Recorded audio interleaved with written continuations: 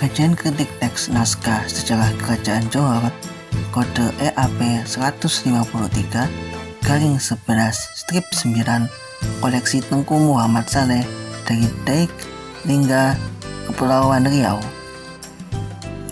Pada pembahasan ini, saya akan menyampaikan gambaran umum mengenai kondisi naskah, muatan isi naskah, serta kondisi kebahasaan yang ada di dalam naskah sejarah Kerajaan Johor. Yang pertama yakni kondisi naskah, atau yang lebih dikenal dengan deskripsi naskah. Untuk naskah ini memiliki judul Sejarah Kerajaan Johor.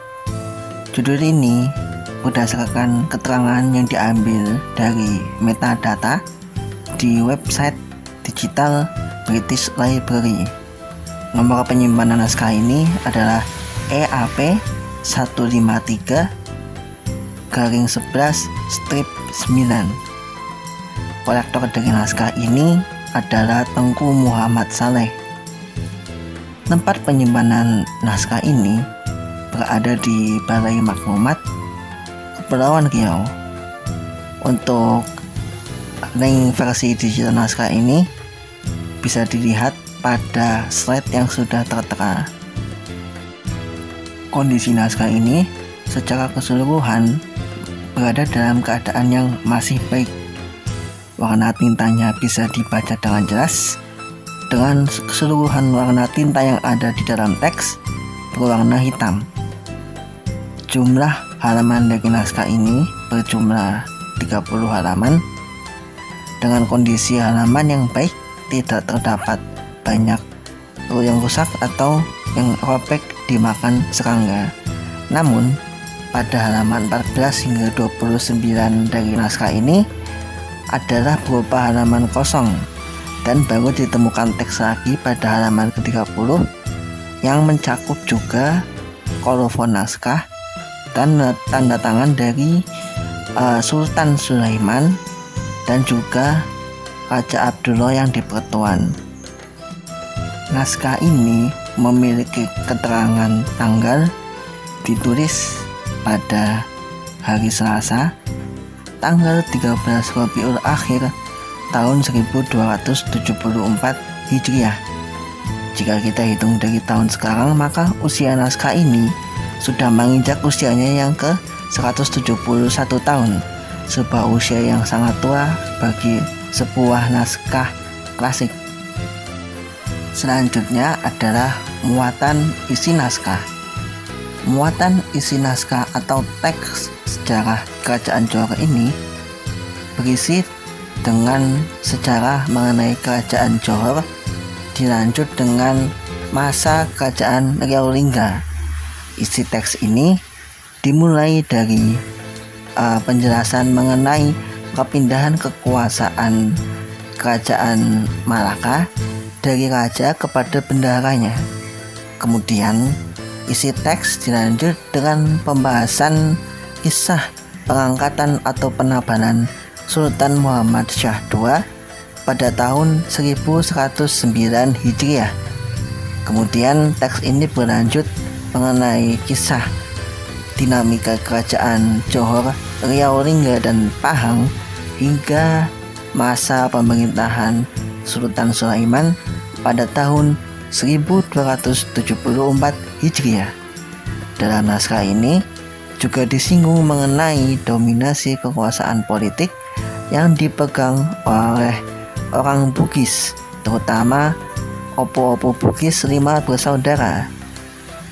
Di Kerajaan Riau Lingga ini, fakta menarik yang saya temukan dalam naskah ini adalah sebagian besar isi dari teks naskah sejarah Kerajaan Johor ini sangat banyak ditemukan kesamaan dengan teks Tuhfat Al-Nafis karya Raja Ali Haji dan Raja Haji Ahmad.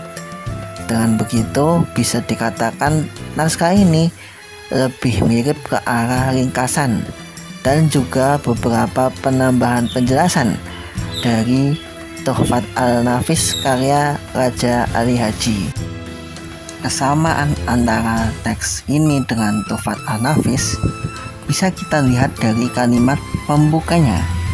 Pada teks Tuhfat An-Nafis, pembuka dari bab ini berjudul Kepangkatan Sultan Mahmud, yang kalimatnya adalah sebagai berikut.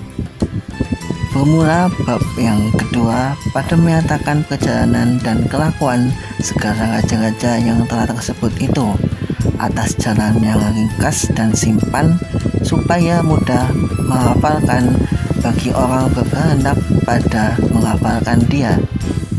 Sebermula adapun sebab kerajaan raja-raja Malaka itu berpindah kepada bendaharanya, maka yaitu demikianlah kisahnya.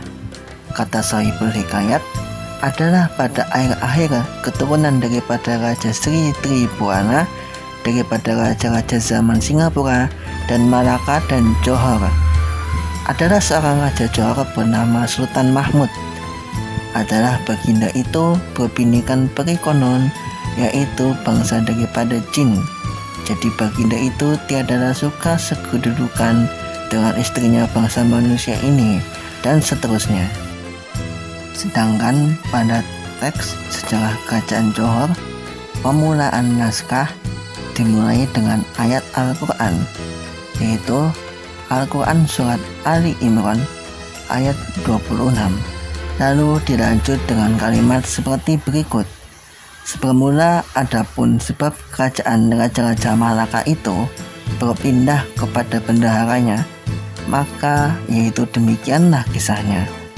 Kata Shahibul Hikayat, adalah pada akhir-akhir keturunan daripada Sri Tribhuwana, daripada raja-raja zaman Singapura dan Malaka dan Johor. Adalah seorang raja Johor bernama Sultan Mahmud Shah yang kedua. Johor naik raja pada tahun Hijrah 1109 Hijriah, itu tahun orang putih 1682 Masehi, dan mangkatnya terbunuh oleh Laksamana yang bernama Megat Sri Rama di kota tinggi Johor pada tahun Hijriah 1111, itu tahun orang putih 1702. Maka adalah sebab terbunuhnya itu pada suatu hari baginda itu tengah beradu, dan seterusnya.